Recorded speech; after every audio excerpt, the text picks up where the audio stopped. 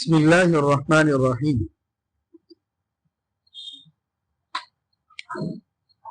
امام غزالی رحمۃ اللہ علیہ اور صاحب ہدایہ کا حال حدیث میں۔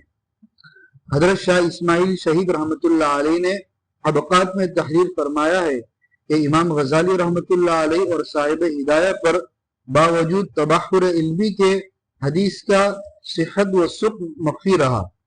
دیکھ لیجئے نصب الرایہ اور حاشیہ ہدایہ۔ محشی اکثر جگہ کہتا ہے شاذ، غریب، لم اجد، لم یوجد، لا یوجد، لیکن ایک صاحب نے صاحب ہدایہ کے بارے میں لکھا ہے کہ وہ امام الفقہ والحدیث تھے، جیسا کہ ان کی احادیث دیکھنے سے پتہ چلتا ہے۔ شیخ سعدی رحمۃ اللہ علیہ کو دیکھ لیجئے کہ کتنے بڑے صوفی ہیں، مگر ان کی کتاب میں کہیں کہیں تو حدیث ضعیف ملتی ہے، ورنہ اکثر موضوع روایات ہے۔ صوفیوں کی روایت ایسی ہی ہوتی ہے کیونکہ ان کے اوپر حسن ظن غالب ہوتا ہے۔ وہ سمجھتے ہیں کہ مسلمان آدمی حضور اکرم صلی اللہ علیہ وسلم کی طرف غلط بات منسوب نہیں کر سکتا، جھوٹ نہیں بول سکتا۔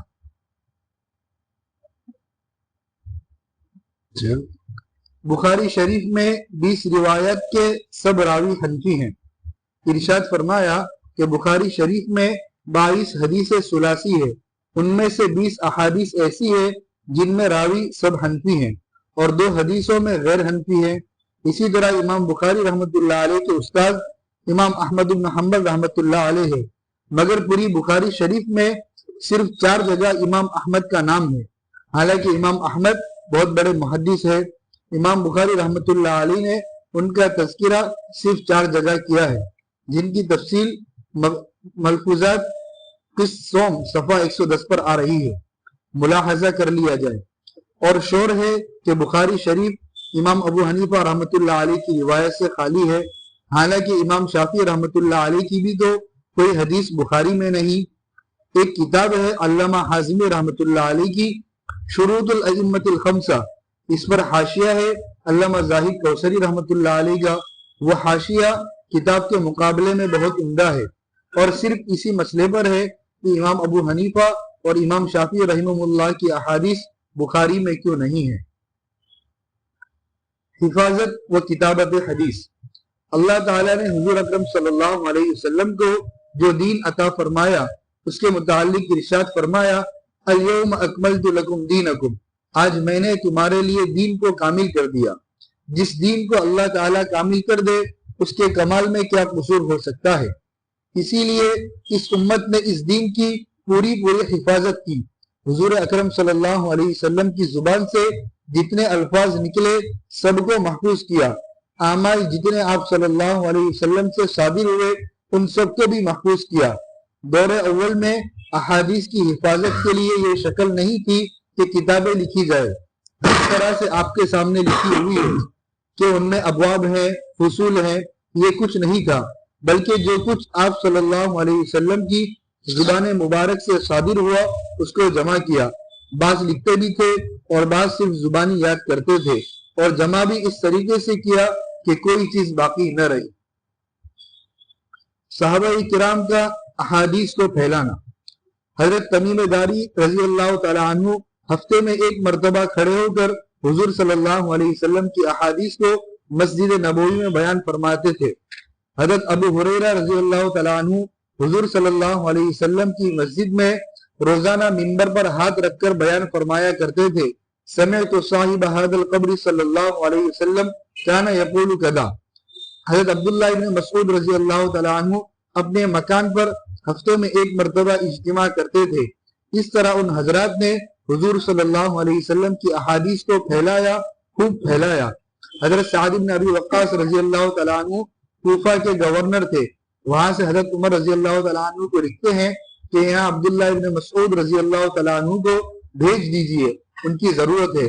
حضرت عمر رضی اللہ تعالیٰ عنہ جواب میں لکھتے ہیں کہ حضرت عبداللہ ابن مسعود ایسے شخص ہیں کہ جن کے علم کا میں خود محتاج ہوں، میں ان کو اپنے سے جدا نہیں کرنا چاہتا، لیکن آپ کو اپنے اوپر ترجیح و فضیلت دے کر بھیج رہا ہوں۔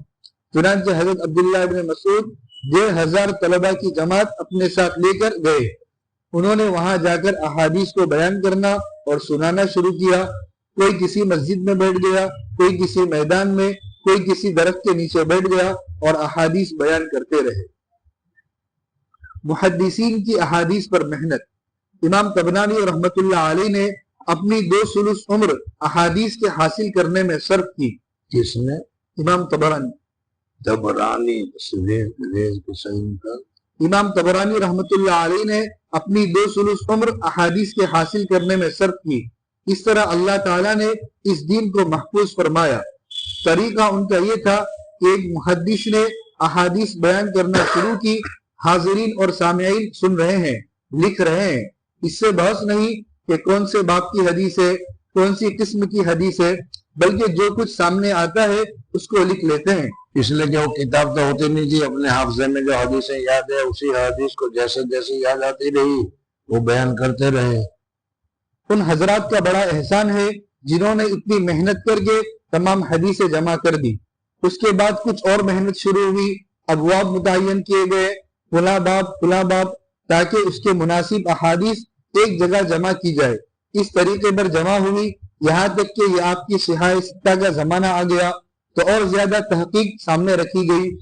امام ترمذی رحمت اللہ علیہ نے علوم حدیث کو سب سے زیادہ جمع کیا۔ ان کا طریقہ یہ ہے کہ باب منعقد کرتے ہیں، وہ بمنزل دعویٰ کے ہوتا ہے، اس کے ذیل میں حدیث لاتے ہیں بمنزل دلیل کے، جواب اس کے موافق و مطابق ہوتا ہے، اور کسی ایک پر قناعت نہیں کرتے بلکہ یہ بھی بیان کرتے ہیں ان فلان ان فلاں، اس باب میں فلاں فلاں صحابی کی حدیث مروی ہے، منقول ہے، چاہے وہ احادیث اس درجے کی نہ بھی ہو، لیکن آپ کو اس کا پتہ بتلا دیتے ہیں کہ فلاں فلاں صحابی سے اس باب میں حدیث منقول ہے، اور اس حدیث سے اس مسئلے میں جو کچھ ائمہ مجتہدین کے اختلافات ہیں ان کو بھی بتلا دیتے ہیں کہ فلاں امام صاحب کا اس بارے میں یہ مسلک ہے اور فلاں کا یہ مسلک، اور اس کی سند میں جو راوی ضعیف ہے یا مجہول ہے اس کو بھی بیان کرتے ہیں۔ حدیث کے اوپر ایک حکم لگایا جاتا ہے کہ یہ صحیح ہے یا غریب ہے، حسن ہے یا ضعیف ہے، ان چیزوں کو بھی ذکر کرتے ہیں۔ غرض علوم حدیث کو سب سے زیادہ امام ترمذی رحمت اللہ علیہ نے بیان فرمایا ہے۔ حدیث بیان کرنے کے مختلف طریقے۔ پھر ایک طریقہ حدیث بیان کرنے کا محدثین کا ہے، حدثنی فلان عن فلان، اس طرح بیان کرتے چلے جاتے ہیں۔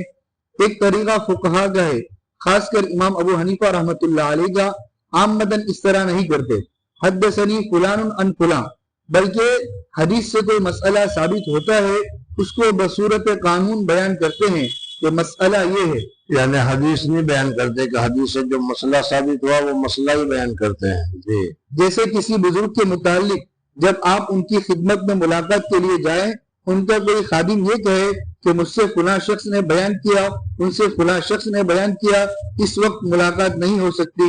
دوسرا خادم یہ کہتا ہے کہ بھائی یہ وقت ملاقات کا نہیں ہے، ساری سند حذف کر کے مختصر کر کے بس یہی کہہ دیا کہ اس وقت ملاقات نہیں ہو سکتی۔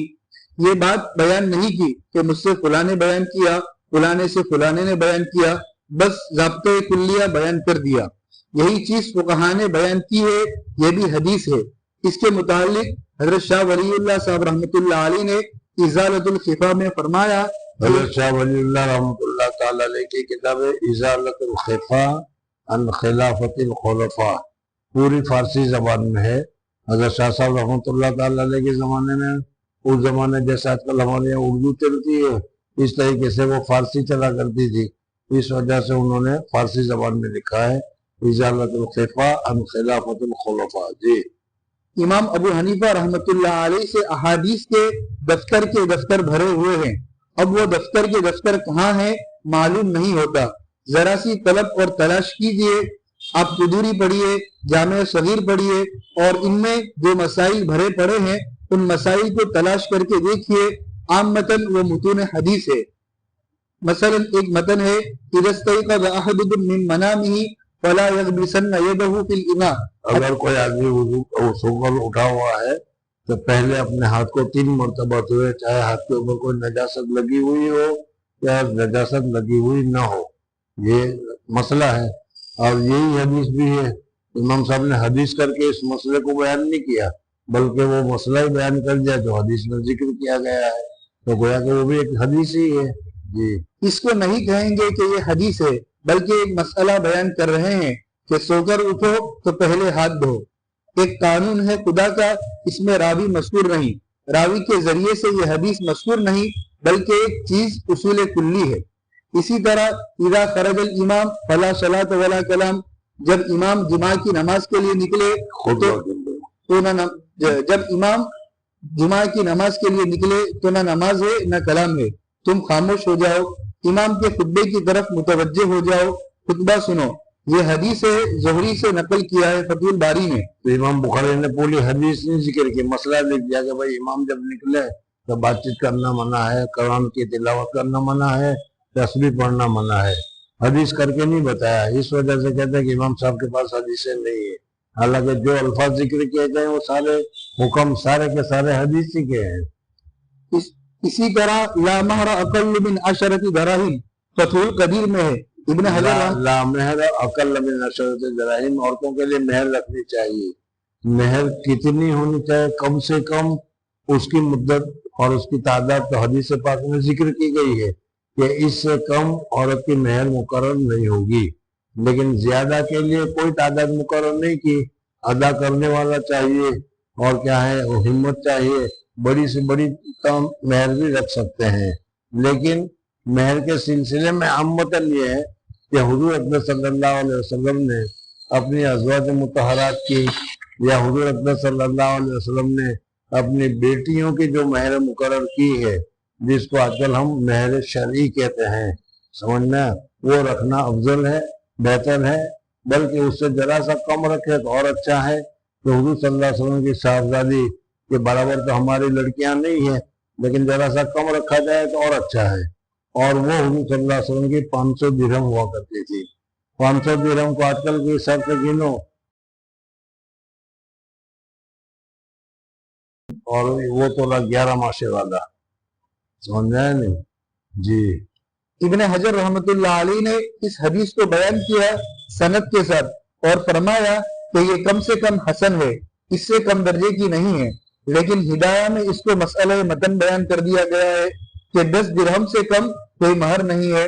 اسی طریقے پر آپ تلاش کریں گے تو فقہ کی کتابوں میں آپ کو بہت سارے الفاظ مفتی صاحب یہ بتانا چاہتے ہیں کہ آپ لوگ جو کہتے ہیں کہ امام ابو حنیفہ رحمۃ اللہ تعالی علیہ کی کتابیں یا امام ابو حنیفہ رحمۃ اللہ علیہ کا مسلک حدیث کے مطابق نہیں ہے، اس کا جواب دے رہے ہیں۔ جی اسی طریقے پر آپ تلاش کریں گے تو فقہ کی کتابوں میں آپ کو بہت سارے الفاظ وہی ملیں گے، البتہ انہوں نے یہ نہیں کہا کہ یہ حدیث ہے، بلکہ مزاج رسول صلی اللہ علیہ وسلم کو پہچانا، حضور صلی اللہ علیہ وسلم کی احادیث کو پہچانا، ان کو سمجھا اور سمجھ کر امام ابو حنیفہ رحمۃ اللہ علیہ نے کتابوں میں اس کو پیش کیا کہ یہ اصول ہے، قانون ہے۔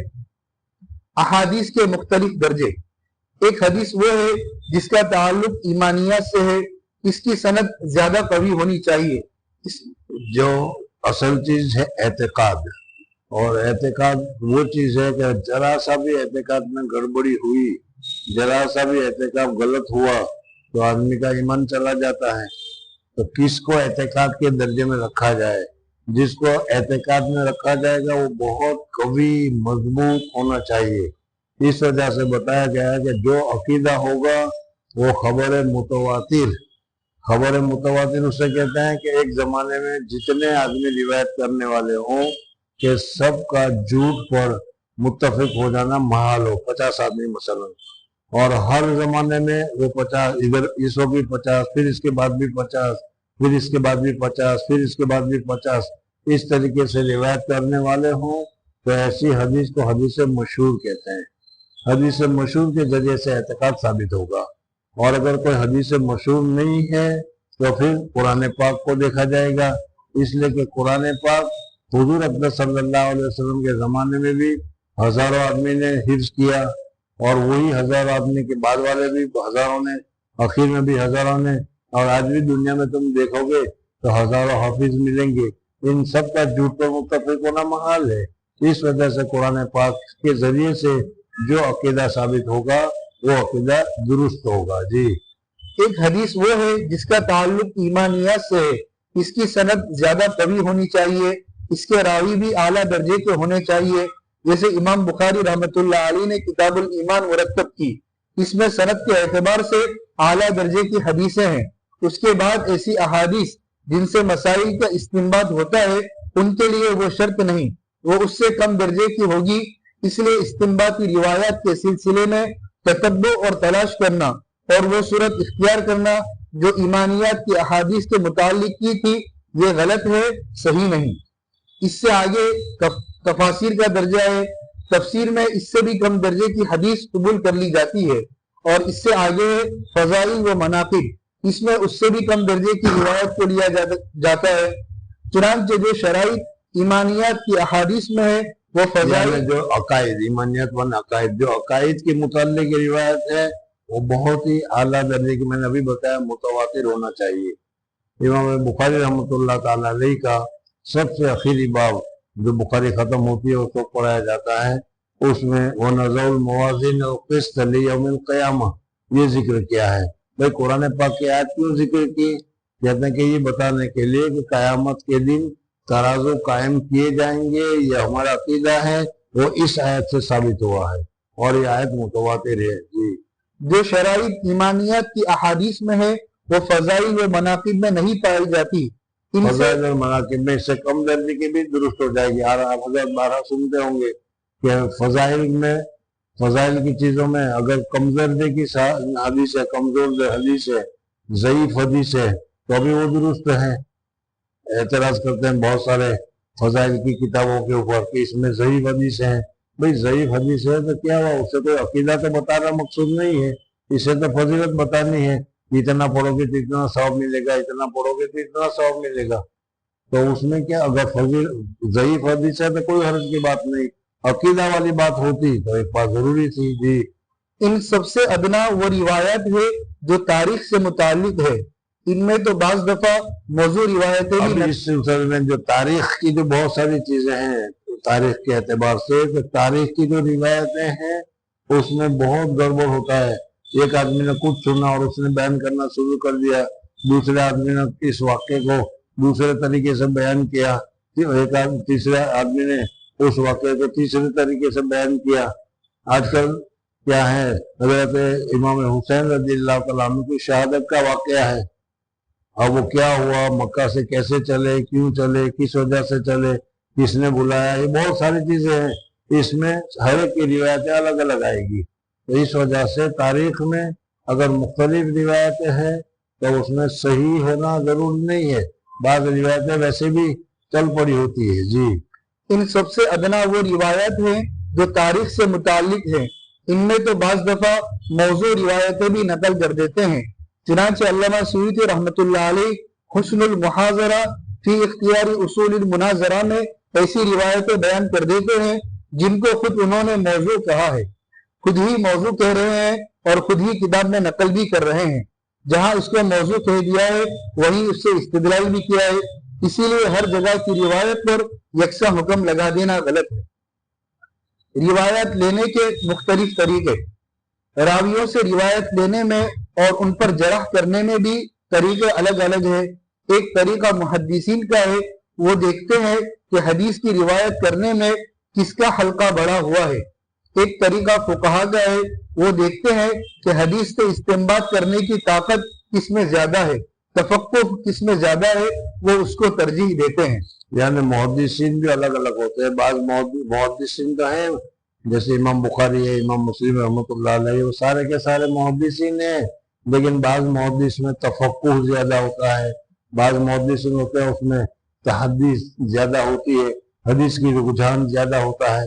جیسے یہاں بھی مثلا تم دیکھتے ہو اپنے اساتذہوں میں تو ان میں یہ چیزیں پائی جاتی ہیں۔ جی ائمہ اربعہ کا حدیث پر عبور، چاروں اماموں میں افضل اور سب سے بڑے امام اعظم ابو حنیفہ رحمۃ اللہ علیہ ہے۔ ان کی پیدائش سن ہجری 80 میں ہوئی ہے، پہلی صدی میں۔ دوسرے امام مالک حضرت امام ابو حنیفہ رحمۃ اللہ علیہ پیدا ہوئے اس وقت پہلی صدی بھی پوری نہیں ہوئی تھی۔ صحابہ کرام رضوان اللہ تعالیٰ علیہم اجمعین، حضور اکبر صلی اللہ علیہ وسلم سے سب سے آخری صحابہ جن کا انتقال ہوا ہے وہ 105 یا 108 بتایا جاتا ہے۔ یعنی امام صاحب رحمۃ اللہ تعالیٰ علیہ 80 साल में पैदा हुए थे, 25 साल पहले यानी अभी सहाबा मौजूद थे, 25 साल के बाद सहाबा खत्म होंगे, तो इमाम साहब 25 साल में तो है कि नहीं जी। दूसरे इमाम मालिक रहमतुल्लाह अलैह हैं, 94 या 95 हिजरी में इनकी पैदाइश है। यानी इमाम साहब रहमतुल्लाह अलैह से 14 साल छोटे इमाम मालिक रहमतुल्लाह अलैह, लेकिन दोनों का जमाना एक ही एक है, 14 साल छोटा, कोई ज्यादा फर्क नहीं पड़ता। समझ में आ गया। इमाम साहब रहमतुल्लाह ताला अलैह और इमाम मालिक रहमतुल्लाह ताला अलैह की मुलाकात भी हुई है जी। तीसरे इमाम शाफी रहमतुल्लाह अलैह, इमाम शाफी रहमतुल्लाह ताला अलैह के मुतालिक कहते हैं कि जिस 150 में उनका इंतकाल हुआ, यानी जिस दिन इमाम अबू हनीफा रहमतुल्लाह अलैह का इंतकाल हुआ उसी दिन वो पैदा हुए। समझना है। बात तफरी भी करते हैं कि इमाम शाफी रहमतुल्लाह अलैह जब तक इमाम अबू हनीफा के वहां तक आए, जब वो इंतकाल कर गए तब आए, को अपने इख्तियार की थोड़ी बात है, लेकिन लोग करते हैं। चल तीसरे इमाम शाफी रहमतुल्लाह अलैह 150 हिजरी में पैदा हुए, यानी दूसरी सदी में। चौथे इमाम अहमद इब्न हम्बल है, जो दूसरी सदी यानी सन हिजरी 164 अखीर में, चारों इमामों में से सबसे अखीर में इमाम अहमद इब्न हम्बल है, सन हिजरी 164 में पैदा हुए। इन हजरात को कोई शख्स नजरअंदाज करे ये दुरुस्त नहीं। इमाम अबू हनीफा रहमतुल्लाह अलैह पैदा हुए, बल्कि बड़े हुए, यहाँ तक के 7 या 8 सहाबी उस वक्त हयात थे। जब इमाम अबू हनीफा रहमतुल्लाह अलैह पैदा हुए तो हजरत अनस रज़ियल्लाहु तआला अन्हु वगैरह 7 या 8 सहाबी दुनिया में मौजूद थे जी। मुहद्दिसीन इमाम अबू हनीफा रहमतुल्लाह अलैह को ताबेई नहीं मानते, ताबेई मानने के लिए तैयार नहीं। इनके 15 साल बाद इमाम मालिक पैदा हुए, उनको ताबेई मानते हैं। ताबेई उसको कहा जाता है जो सहाबी से रिवायत की हो या सहाबी को देखा हो, जो सहाबी से रिवायत करे। इमाम बुखारी इमाम अहमद के बराह रास्त शागिर्द है, इमाम नसई भी शागिर्द है इमाम अहमद इब्न हम्बल के, और इमाम अहमद इब्न हम्बल इमाम शाफई के शागिर्द है। इमाम शाफई इमाम मालिक के शागिर्द है, और इमाम मालिक इमाम अबू हनीफा रहमतुल्लाह अलैह के मुआसिर यानी हम असर है। इन हजरात के ताल्लुकात आपस में निहायत खुशगवार थे। इमाम शाफी रहमतुल्लाह अलैह ने इमाम अहमद इब्न हम्बल से फरमाया कि जब तुमको कोई हदीस सही पहुंचे तो उसकी मुझको इत्तला कर दो, ताकि मैं उसको अपना मजहब और मुख्तार बनाऊं। इमाम शाफी रहमतुल्लाह अलैह ज्यादातर इस्तिंबात मसाइल में लगे रहते थे, उनका ज़हन उधर मुतवज्जे था। रुवात और इमाम शाफी रहमतुल्लाह ताला अलैह इस्तिंबात मसाइल वगैरह में लगे रहते थे जी। रुवात और रिवायत के जरह कदह की तरफ ज्यादा मुतवज्जे नहीं थे। इमाम अहमद ज्यादातर रावियों की जराह करते थे, वो अहादीस और रुवात के सिहत व सुक्म की तरफ ज्यादा मुतवज्जे थे, इसलिए उन पर एतमाद करते हुए इमाम शाफी रहमतुल्लाह अलैह ने फरमाया कि जब तुमको कोई सही हदीस पहुंचे तो उसकी मुझे भी इत्तला कर दो। दूसरी बात गौर करने की यह है कि जो शख्स जिस लाइन का हो उस लाइन में उसी के पास ज्यादा वक़ी और वजनी चीज होती है। मुहद्दिसीन रात दिन अहादीस की छानबीन में लगे रहते थे, फुला रिवायत ज़ईफ है, फुला सही है, फुला का फुला से लिखा साबित है, फुला का साबित नहीं, फुला ने ये लफ्ज इस तरह बयान किया, दूसरे ने इस तरह बयान किया। इस मामले में उनकी बात कवी और वजनी है। और जो हजरात मुज्तहिदीन फुक़हा है वो उन अहादीस से मसाइल के इस्तिंबात करने में महारत रखते हैं, इस्तिंबात का सिलसिला उनसे जारी है। इस वजह से इमाम तिरमिजी रहमतुल्लाह अलैह ने तिरमिजी शरीफ के सफा नंबर 118 पर लिखा है कि हम आलमु बिमानील हदीस, फुक़हा मानी हदीस के ज्यादा आलिम है।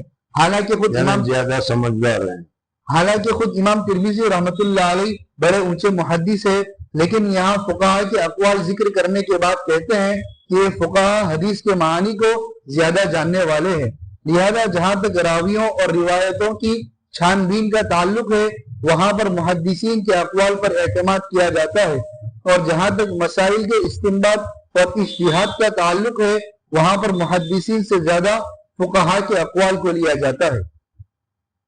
इमाम अबू हनीफा और इमाम औज़ाई रहमतुल्लाह अलैह का मुबाहसा। इमाम औज़ाई रहमतुल्लाह अलैह से मुलाकात हुई इमाम अबू हनीफा की। उन्होंने पूछा क्या आप ही अबू हनीफा हैं? फरमाया जी हाँ।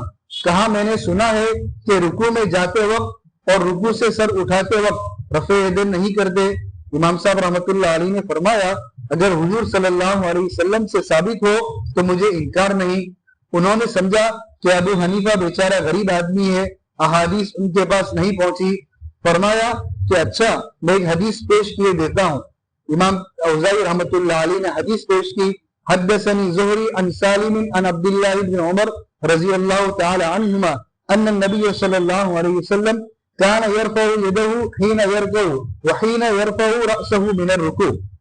اب تو رفع یدین کریں گے آپ۔ امام ابو حنیفہ رحمۃ اللہ علیہ نے فرمایا کہ اگر ایک ہی روایت پر دار و مدار ہو تو میں بھی روایت پیش کروں گا۔ حدثنی حماد عن ابراہیم النخعی عن علقمہ عن ابن مسعود ان النبی صلی اللہ علیہ وسلم كان يرفع يديه حين يكبر ثم لا يرفع، یعنی صرف تکبیر تحریمہ کے وقت حضور صلی اللہ علیہ وسلم رفع یدین کرتے تھے، اس کے بعد ساری نماز میں نہیں کرتے تھے۔ اس پر امام اوزاعی رحمۃ اللہ علیہ خفا ہو گئے کہ آپ حدیث جانتے ہیں، میں تو حدیث پیش کر رہا ہوں زہری کی، سالم کی، عبداللہ ابن عمر کی۔ سب کے سب محدث ہے، امام زہری، ابن شہاب زہری، سب جلیل القدر راوی ہیں۔ آپ جانتے ہیں کہ سلسلۃ الذہب، سونے کی لڑی، زہری، سالم، عبداللہ ابن عمر ہے۔ ان میں سے کسی پر کسی روایت میں کوئی جرح قد نہیں کی جا سکتی، اور آپ حماد، ابراہیم نقعی وغیرہ پیش کرتے ہیں۔ یہ سارے کے سارے فقہا ہیں، یعنی حدیث کے ماہر ہیں لیکن فقہا میں شمار ہوتے ہیں۔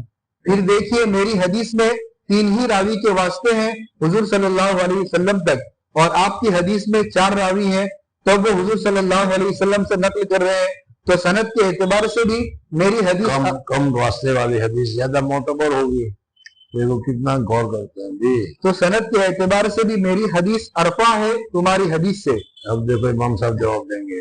امام صاحب رحمۃ اللہ علیہ نے فرمایا کہ یہ 3 اور 4 کی بحث تو بچوں کے لیے چھوڑ دو، وہ اکائی دکائی گنتے رہیں گے، راویوں سے مقابلہ کر کے دیکھ لو، بتائیں آپ کے استاد زہری افقہ ہے یا میرے استاد حماد افقہ ہیں؟ حماد کا درجہ بڑا ہوا ہے، فقی ہے، امام صاحب کے استاد ہیں حماد۔ حدیث کا شغل اور حدیث کا حلقہ تو زہری کا بڑا ہوا ہے، سب دنیا جانتی ہے، لیکن جہاں تک حدیث کی بات زہری کا جی، لیکن جہاں تک حدیث کی بات کی تہ تک پہنچ کر مسئلے کے نکالنے اور استنباط کرنے کا تعلق ہے، فقہ کا تعلق ہے، اس میں حماد ہی افقہ ہیں۔ اس لیے میری سند میں جو میں نے نام بتایا حماد کا، وہ تمہارے ابن شہاب زہری سے اونچا درجہ کا آدمی ہے جی۔ امام صاحب نے کہا کہ آپ کے راوی سالم ہے اور میرے راوی ابراہیم نخعی ہے، بتائیں سالم افقہ ہے یا ابراہیم نخعی؟ انہوں نے جواب دیا کہ حدیث جاننے میں تو سالم افقہ ہے، لیکن جہاں تک حدیث سے مسائل کے استنباط و فقہ کا تعلق ہے، اس میں ابراہیم نخعی بڑے ہوئے ہیں۔ اور ابراہیم نخعی کا حال یہ تھا کہ صحابہ رضی اللہ عنہ کی موجودگی میں بھی ان سے مسئلہ اور فتویٰ دریافت کیا جاتا تھا۔ صحابہ کے زمانے میں بھی، صحابہ ہوتے ہوئے بھی لوگ حضرت ابراہیم نخعی سے مسئلے پوچھتے تھے، تو معلوم ہوا کہ مسائل میں ابراہیم نخعی کا درجہ بڑا ہوا ہے، تو پھر سالم کا سے زیادہ حضرت ابراہیم نخعی کا درجہ ہوا، 2 ہوئے۔ امام صاحب نے فرمایا کہ اس کے بعد تمہارے راوی حضرت عبداللہ ابن عمر رضی اللہ تعالی عنہما ہے اور میرے راوی علقمہ ہے، لیکن حضرت عبداللہ ابن عمر صحابی ہے، اگر ان کو صحابی ہونے کا شرف حاصل نہ ہوتا تو میں کہہ دیتا کہ علقمہ ان سے زیادہ افقہ ہیں۔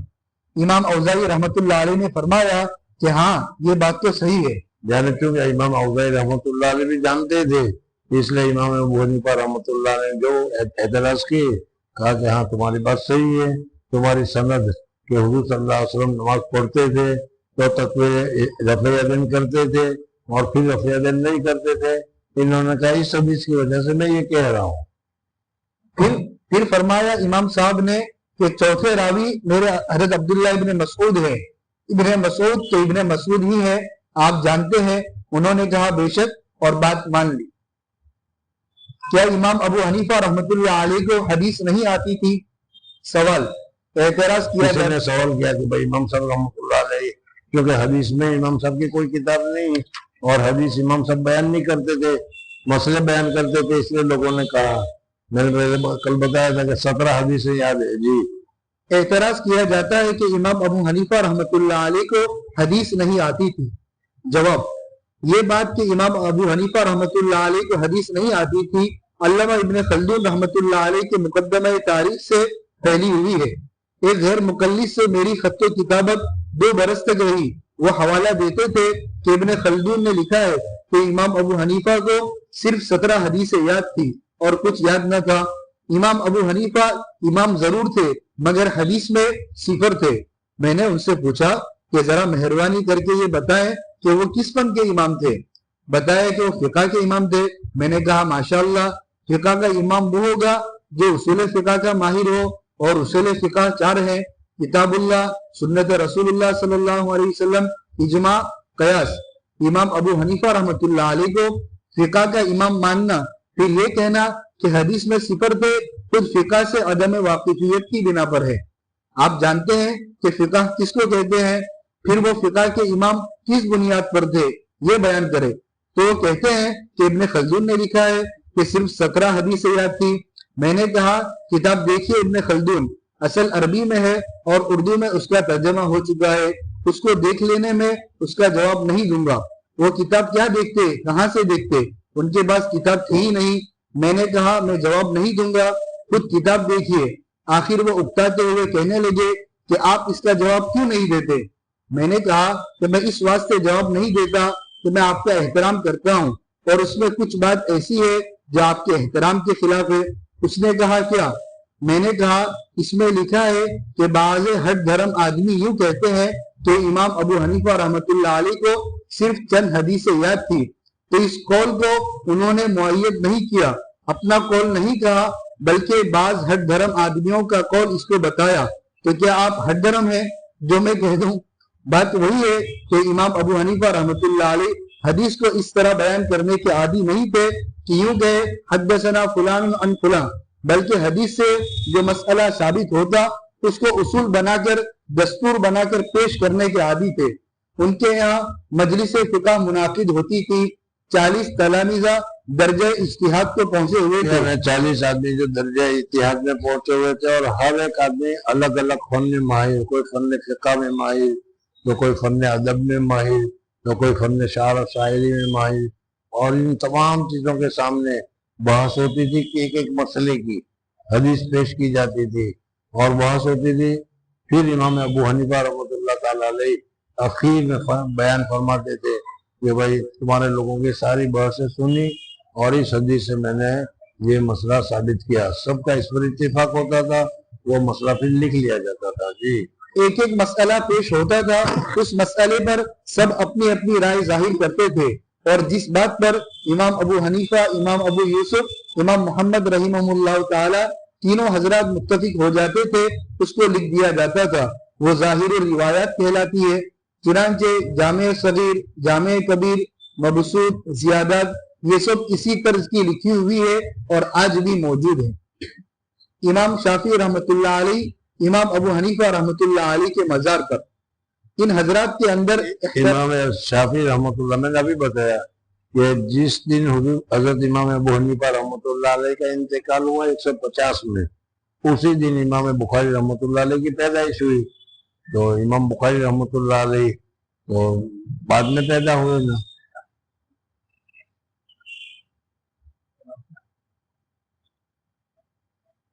کیا تھا؟ امام شافعی رحمۃ اللہ تعالی تو بعد میں پیدا ہوئے نا، 150 ہجری میں۔ تو امام صاحب تو اسی دن سے انتقال ہو گیا۔ اب جب امام شافعی رحمۃ اللہ علیہ ہے مصر میں تھے، اور پھر اس کے بعد امام شافعی رحمۃ اللہ علیہ عالم بنے، امام بنے، ان کے سامنے امام ابو حنیفہ رحمۃ اللہ تعالی علیہ اور امام ابو حنیفہ رحمۃ اللہ تعالی علیہ کی فقہ سامنے آئی۔ امام محمد رحمۃ اللہ تعالی علیہ کی بیوی کے ساتھ ایک نکاح ہوا، اور اس وجہ سے امام محمد کی ساری کتابیں امام شافعی رحمۃ اللہ علیہ کے سامنے آئی۔ اس کے ذریعے سے انہوں نے، اسی لیے امام شافعی نے کہا الناس فی الفقہ عیال لابی حنیفہ، الناس فی الفقہ عیال لابی حنیفہ، امام شافعی نے کہا کہ فقہ میں سارے لوگ امام ابو حنیفہ کے سامنے بچے ہیں۔ بہرحال اب امام صاحب رحمۃ اللہ تعالی علیہ سے بڑے مسائل میں اختلاف ہے، یہ شافعی حضرات آپ حضرات جانتے ہیں، احناف کے ساتھ بہت سارے مسائل میں اختلاف ہے، لیکن امام ابو حنیفہ رحمۃ اللہ تعالی علیہ، امام شافعی رحمۃ اللہ تعالی علیہ امام ابو حنیفہ کا کتنا احترام کرتے تھے۔ آج کل کے شافعی تو ہمارا حنفیوں کا احترام نہیں کرتے، تو امام ابو حنیفہ کا احترام کیا کریں گے؟ وہ سمجھ میں آئے گا نہیں؟ امام شافعی امام ابو حنیفہ کا احترام کتنا کرتے تھے، ذرا دیکھو جی۔ ان حضرات کے اندر احترام بہت تھا۔ حضرت امام شافعی رحمۃ اللہ علیہ تشریف لے گئے امام ابو حنیفہ کے مزار پر۔ وہاں امام ابو حنیفہ رحمۃ اللہ علیہ کا مزار کوفہ میں ہے۔ کوفہ میں جب تشریف لے گئے امام ابو حنیفہ کے مزار پر، حضرت امام شافعی پہنچے ہوں گے رات بھر، فجر کی نماز امام صاحب رحمۃ اللہ تعالی علیہ کے مزار پر جو جگہ تھی، اس جگہ پر امام شافعی نے پڑھی۔ اور میں مسئلہ پوچھوں گا تو سب یاد ہے، اس لیے ہمارے اور امام شافعی کے مسائل فجر کی نماز میں کیا اختلاف ہے؟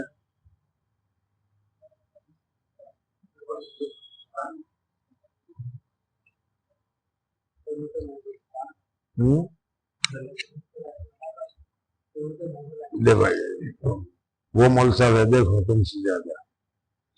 امام شافعی رحمۃ اللہ علیہ کے یہاں رمضان میں 15 دن قنوت نازلہ وتر میں پڑھی جاتی ہے، اور باقی رمضان فجر کی نماز میں روزانہ پڑھی جاتی ہے قنوت نازلہ۔ اور امام ابو حنیفہ رحمۃ اللہ تعالیٰ علیہ کے نزدیک قنوت نازلہ صرف وتر میں پڑھی جائے گی اور سال بھر پڑھی جائے گی، فجر کی نماز میں قنوت نہیں پڑھی جائے گی۔ ہاں جب قنوت نازلہ ہو، کوئی آفت مصیبت آ جائے تو اس وقت مغرب کے رکوع کے بعد اٹھ کر پڑھتے ہیں اللہم اہدنا فیمن ہدیت والا، وہ جائز ہے ہمارے یہاں۔ سمجھنا ہے؟ امام شافعی رحمۃ اللہ علیہ کا مسلک کیا ہے، جو بھی تمہیں پتا چلا کہ وہ فجر کی نماز میں قنوت نازلہ کو مسنون قرار دیتے ہیں اور کہتے ہیں کہ سال بھر فجر کی نماز میں قنوت نازلہ پڑھنا چاہیے۔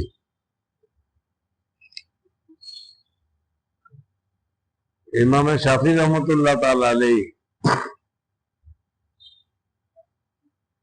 جب حضرت امام صاحب رحمۃ اللہ علیہ کے سامنے نہیں مزار پر گئے، تو مزار پر امام ابو حنیفہ رحمۃ اللہ تعالی علیہ کے احترام کی وجہ سے انہوں نے فجر کی نماز کا قنوت نازلہ نہیں پڑھا کہ ان کے یہاں یہ درست نہیں ہے، مجھے انہی کی طرف پڑھنا ہے۔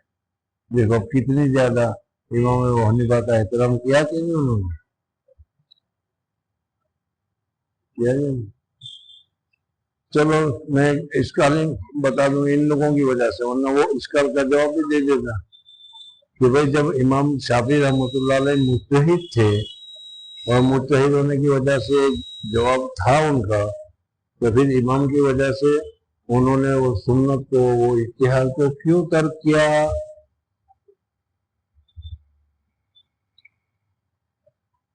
جہاں یہ ساری بحث لکھی ہے وہاں یہ جواب بھی لکھا ہوا ہے، چلو جان دو۔ وہاں پہنچ کر نماز کا وقت آ گیا، نماز پڑھی انہوں نے تو آمین بالجر اور رفع یدین نہیں کیا۔ ان سے پوچھا کہ آپ نے آمین بالجر اور رفع یدین کیوں نہیں کیا؟ تو آمین بالجہر بھی ہے، آمین بالجہر نہیں کیا، رفع یدین جو تھا وہ بھی نہیں کیا۔ جی آپ کا مسلک تو یہی ہے؟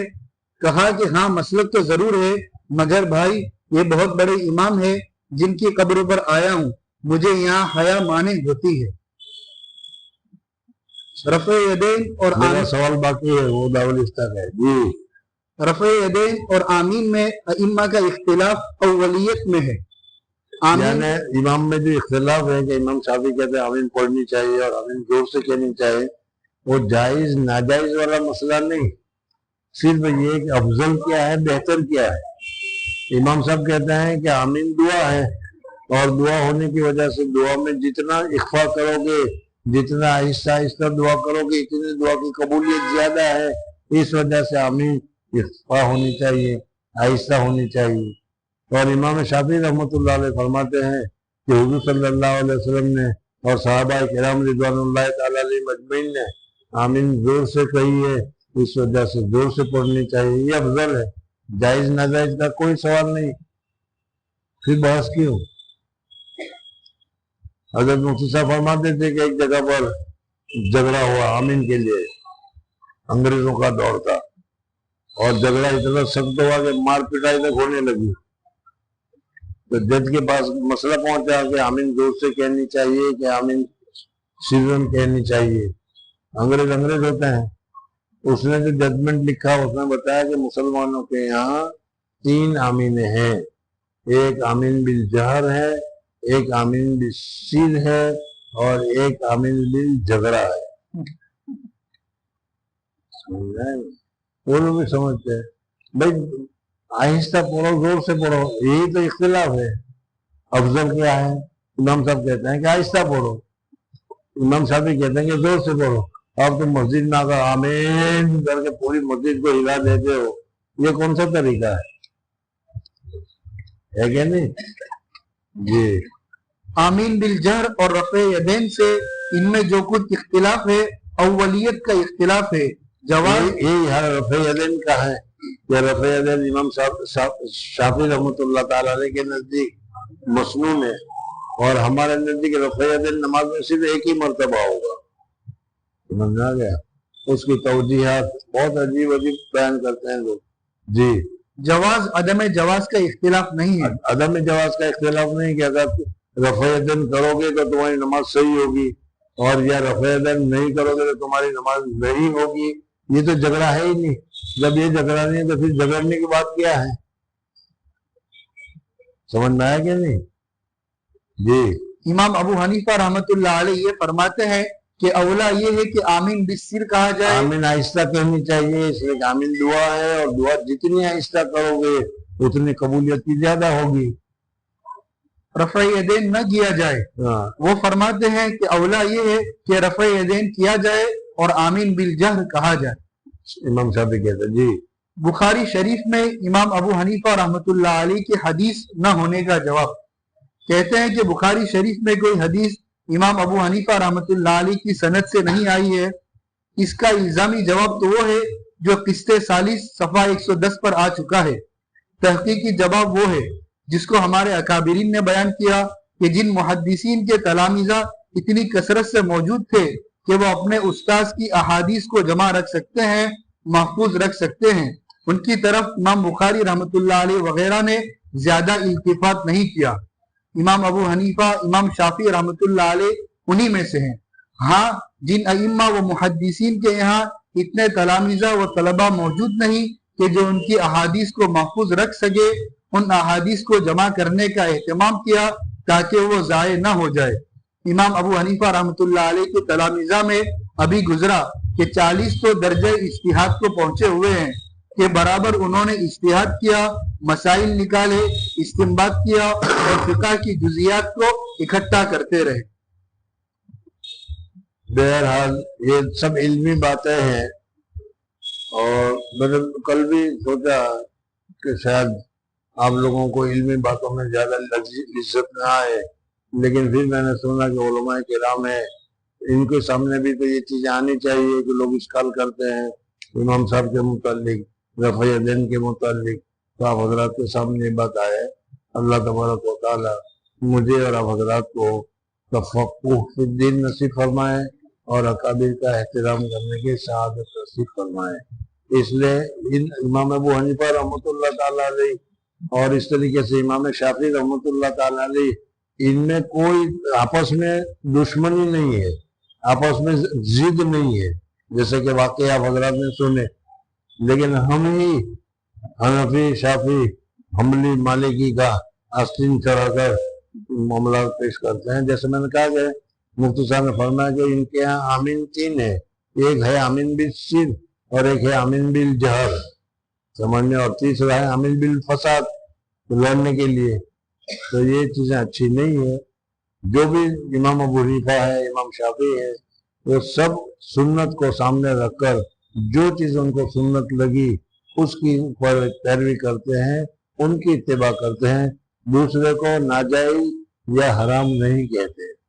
سبحان اللہ و بحمدہ، سبحانک اللہم و بحمدک، نشہد ان لا الہ الا انت، نستغفرک و نتوب الیک.